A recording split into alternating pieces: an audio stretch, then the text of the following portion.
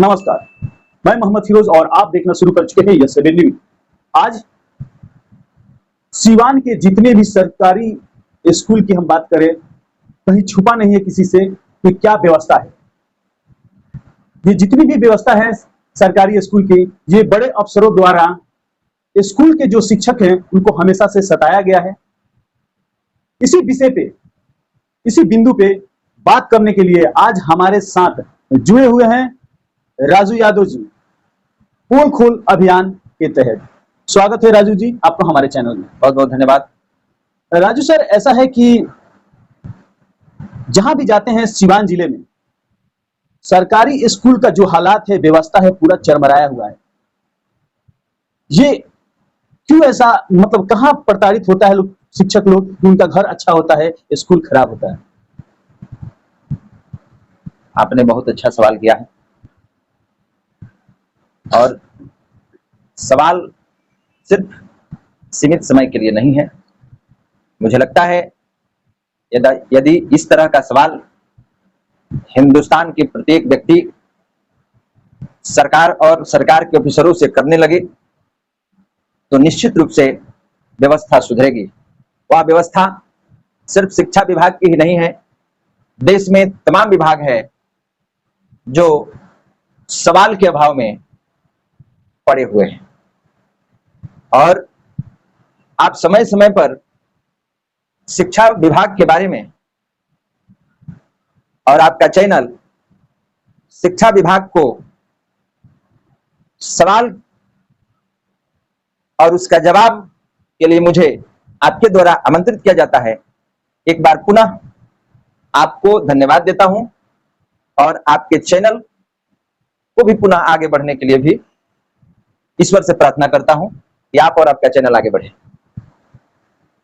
सवाल सिर्फ लोग खड़ा करना जानते हैं।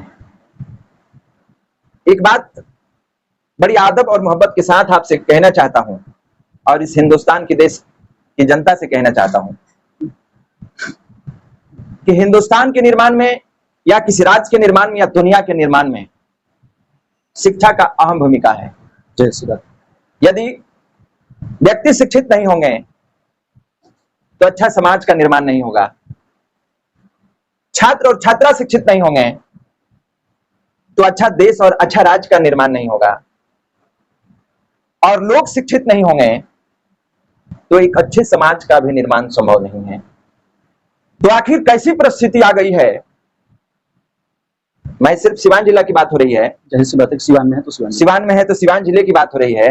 कौन सी समस्या इन अफसरों के पास आ गई है, या वो कौन ऐसी ताकत है जो इनको एनर्जी दे रही है कि दिन रात ये भ्रष्ट कामों में लगे रहते हैं? मतलब शिक्षकों को प्रताड़ित कर रहे हैं। भाई, आप जब घूम के देखेंगे तो जो हालात है क्या बताऊं। आप जाके देखिए स्कूलों में ना, देखिए हम लोग जहां तक जाते हैं, आप जाकर स्कूलों में देखिए कि शिक्षकों की क्या हालात है। ठीक है, एक मिनट। जैसे कि हम लोग जब गांव में सर्वे करने जाते हैं, घूमने जाते हैं, तो देखते हैं कि शिक्षक लोग को, गांव वाले जितने होते हैं तो शिक्षक को बोलते हैं कि यहाँ के ये शिक्षक है, ये खा गए, ये करके बिल्डिंग नहीं बना, ये टूट गया, लेटरिन बाथरूम दूसरे के घर में जाकर करना। टीचर लोग को देखते हैं, बच्चे तो खैर कहीं कर ही रहे हैं, लेकिन कहीं मस्जिद में जाना, मंदिर में जाना, या कहीं किसी के घर जाकर अगल बगल में जाकर बाथरूम करना, लेटरिन करना, उसके बाद से आना। क्योंकि जाहिर सी बात है कि 8 घंटा 7 घंटा पढ़ाना है और इस तरह से 6 घंटा पढ़ाना है, और उसके बाद से ये तो इसमें शिक्षक का क्या दोष है जी? तो ये कौन प्रताड़ित कर रहा है इस तरह? इसमें शिक्षक का क्या दोष है? तो वहां पे जो शिक्षक है वही जवाब देगा। सुनिए ना, मैं बता रहा हूं आपको इसमें कौन दोषी है। शिक्षक नौकरी करने ना स्कूल में है, व्यवस्था तो सरकार को और अफसर को देना है। जहां शौचालय नहीं है, जहां भवन नहीं है, तो किसको देना है? वो तो इंजीनियर को देखना है ना। सिर्फ सवाल यहां नहीं है, मैं आपको वहां से लेके चल रहा हूं जहां से इसका उत्पत्ति हो रहा है। अभी वर्तमान परिवेश में राजेंद्र सिंह जिला शिक्षा पदाधिकारी हैं। अच्छा। इनकी पोस्टिंग पहले हुई थी स्थापना में। अच्छा। और अब स्थापना के बाद ये उच्च माध्यमिक में आए। ठीक है।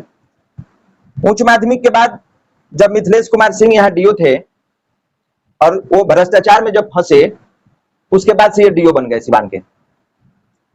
डीईओ बनने के बाद की भी इनकी कहानी है जिस पर मैं बात करूंगा, लेकिन इसके पहले ये स्थापना में जब थे तो वहां शिक्षकों का एरियर का पैसा, एक्चुअल शिक्षक जो थे उनका ट्रांसफर पोस्टिंग में पूरा घूस लिया जाता था, पूरा घुस लिया जाता पूरा। और उसमें जो क्लर्क थे राजेंद्र राम, उनके द्वारा वेतन संभाग नियोजित शिक्षक का देखा जाता था। और एक संजीव कुमार सिंह थे जो एक्चुअल शिक्षक को देखते थे। एक्चुअल शिक्षक कौन? संजीव कुमार। हाँ, हाँ, संजीव एक्चुअल शिक्षक को देखते थे, वो कुमार। संजीव ट्रांसफर पोस्टिंग देखते थे।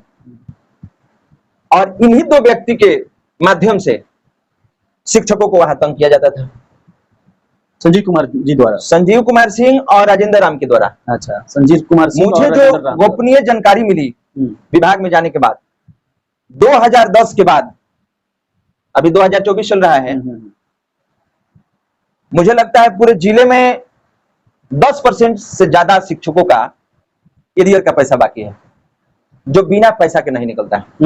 बिना पैसा के, मतलब उसमें भी घूस लगता है पैसा निकालने के लिए। पूरी मोटी रकम की मांग की जाती है। जहां तक शिक्षक वही ना बता रहे हैं कि शिक्षक अच्छे मतलब बच्चों को क्या पढ़ाएंगे जब वो खुद घूस दे रहे हैं। ये सोचने वाली बात। बिल्कुल। अब ये सीवान का जो व्यवस्था है चरमराया हुआ है, इसको कैसे रोका जा सकता है? वही तो मैं आगे बोल रहा हूँ। हाँ, बताइए। वहां थे, वहां पूरा लूट खसोट हुआ, जो बहुत बड़ा जांच का विषय है। इसके बाद यहाँ आए, तो यहाँ इनका क्रियाकलाप जो अभी चल रहा है, यहाँ कहाँ? डीओ जब से बने, अच्छा, सीवान में, सीवान जिले में जो हाँ। डीओ बने, डीओ जब से बने तब से पूरा लूट खसोट चल रहा है। अच्छा उच्च माध्यमिक में थे तो महामदा इंटर कॉलेज महामदा के संयोजक थे। अच्छा, महामदा इंटर कॉलेज महामदा जो भगवानपुर में स्थित है, संयोजक इनके रहते हुए वहां कई लाख रुपया गमन है, जो मामला हाईकोर्ट में भी चल रहा है उनके द्वारा। बिल्कुल गमन उनके किया हुआ है। और वहां के प्रचार्ज के मिली भगत से पैसा उठाया गया है और मामला हाईकोर्ट में विलंबित है। आज नहीं कल निश्चित रूप से इन भ्रष्ट लोगों का मतलब पोल पर्दाफाश होगा, पोल खुलेगा, निश्चित रूप से खुलेगा।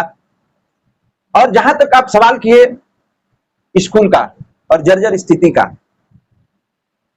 तो मैं आपको एकदम स्पष्ट बताना चाहता हूं, भगवानपुर प्रखंड में राजकीय प्राथमिक विद्यालय सरहरी है, सरहरी रोड पर है। राजकीय प्राथमिक विद्यालय सरहरी में है। वहां अतिरिक्त भवन नहीं है। अच्छा। फिर सहसा है, राजकीय प्राथमिक विद्यालय पढ़ाई कहाँ सहसा होता है, है जब भवन नहीं मैं बता रहा हूं आपको, सहसा है, वहां भी अतिरिक्त भवन नहीं है। राजकीय प्राथमिक विद्यालय रामपुर लौंगा है, वहां भी अतिरिक्त भवन नहीं है।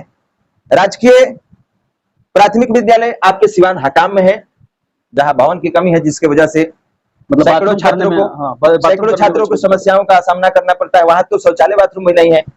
किस स्थिति में वहां के छात्र छात्रा और शिक्षक रहते हैं, ये तो आप भी जान सकते हैं, महसूस कर सकते हैं। नया प्राथमिक विद्यालय नगीना राय के टोला, जहां पे भवन वहां पर भी अतिरिक्त नहीं है। और इसके इंजीनियर जो हैं आपका रवि कुमार सिंह है। रवि कुमार सिंह। हाँ, रवि कुमार सिंह जी, ये प्योर राजनीति करते हैं, प्योर राजनीति, मतलब स्कूल में भी एकदम जातिवाद इनको जहां दिखाई देता है वहां ही काम करवाते हैं। अच्छा, मतलब सवाल ये 5-6 विद्यालयों का नहीं है। आप पूरे जिला में जब घूमेंगे तो 200-400-500 ऐसा विद्यालय मिल जाएंगे जहां अतिरिक्त भवन नहीं है। एक बात है, तो यहाँ दोषी कौन है? अभी सरकार पैसा करोड़ों अरबों में दे रही है, ये कहाँ सोते हैं? लेकिन ये आंख पर पट्टी बांधकर और ललाट पर इंसान और ईमानदार अफसर का टीका लगाकर सिवान में कहाँ रहते हैं? आपने कहा इनको स्कूल दिखाई नहीं देता है। थोड़ा सा जातिवाद पर, मैं जातिवाद पर इसलिए बोल रहा हूँ नहीं, एक चीज है कि इनके द्वारा जो कार्य किया गया है ना, वो जांच जब होगा तो पता चल जाएगा कि कैसे कैसे लोगों का स्कूल ही बनवाते हैं। मैं सवाल शिक्षकों के खिलाफ नहीं कर रहा हूँ, बगैर शिक्षक भी तो हमारे अपने हैं। जाहिर सी बात है, हिंदुस्तान सिर्फ 1, 2, 3, 4 जातियों से नहीं चलता है सर। हिंदुस्तान में हजारों जातियां हैं, जो हजारों लोगों के मिलने और जुलने से हिंदुस्तान चलता है। जिस तरह से आपने नाम बताया, इनके जैसे ना ऑफिसरों के नीति और सिद्धांत से स्कूल और व्यवस्था बिगड़ा है, बना नहीं है। राजेंद्र सिंह, रवि कुमार सिंह, ये लोग मुख्य रूप से दोषी हैं स्कूल को बर्बाद करने में। टोटल जातिवाद करते हैं। बिल्कुल। तो किस तरह से आप तो सीसीटीवी कैमरा में तो मैं मांग कर रहा हूं कि वहां जांच होगा तो पता चल जाएगा कि जब से ये डीओ है कैसे कैसे लोग आते हैं अपना स्कूल संस्था छोड़कर और यहाँ घूस में संलिप्त भी रहते हैं। तो किस तरह से कहीं भवन नहीं है, क्या तरीका होता है स्कूल? कहीं भवन नहीं है तो उसमें वहां के शिक्षक जो प्रभारी हैं वो दोषी हैं। सर मैंने इंजीनियर एक बात दोषी बोला हैं। कि वहाँ जातिवाद आप किस तरह जब इनके ऑफिस में जाइएगा ना, हाँ तो आपको पता चल जाएगा कि सैकड़ों आवेदन पड़ा होगा ठीक है, हम प्रभारी के द्वारा। एक मुद्दा से हमेशा भटका रहे हैं कि किस नहीं नहीं, मैं आप आइए ना, मैं किस आपके तरीके सवाल से पर आता हूँ। आप जहां हमको पहले ले गए थे वहां पर आइए। कौन दोषी है? सैकड़ों आवेदन इनके पास होगा और अभी तक क्यों नहीं दिए भवन? क्यों शौचालय नहीं बना? शिक्षक दोषी है? सर शिक्षक दोषी नहीं है, तो राजेंद्र सिंह दोषी हैं।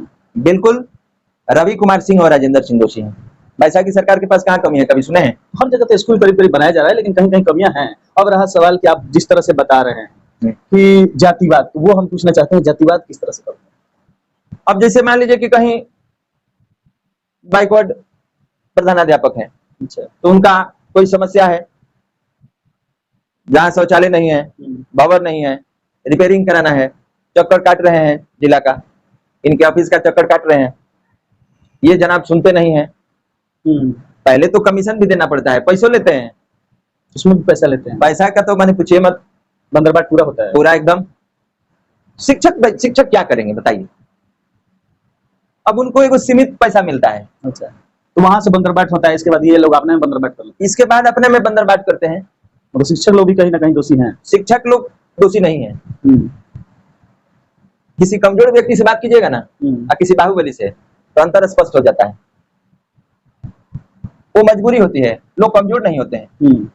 शिक्षक कभी कमजोर नहीं हुए हैं। यदि जिस दिन शिक्षक कमजोर हो जाएंगे ना सर, उस दिन आपका राष्ट्र नहीं चलेगा, राष्ट्र सुरक्षित नहीं रहेगा। क्योंकि अंधकार से प्रकाश में यदि लाने की किसी में ताकत है ना, वो शिक्षक में है। और ये लोग भी आज अफसर बने हैं ना, तो कोई ना कोई शिक्षक ही पढ़ाया है। ठीक है, लेकिन ये लोग पैदा होते ही अफसर बन के नहीं आया है, किसी ना किसी स्कूल में पढ़ा होगा और कोई ना कोई शिक्षक ही पढ़ाया होगा। आज ये लोग भूल गए हैं वो अलग बात है, लेकिन मैं इनको आपके चैनल के माध्यम से बताना चाहता हूं कि यदि आपके अंदर मानव और मानवता का गुण है, तो सिर्फ मैं सुधार की बात करता हूं। कौन सुधार? मैं सुधार की बात करता हूं, ताकि शिक्षकों को किसी तरह का कष्ट विद्यालय में ना हो। चलिए, आपसे बातें करके अच्छा लगा। और ये थे राजू यादव जी, और जिस तरह से अपनी बातों को बड़ी बेबाकी से रखा और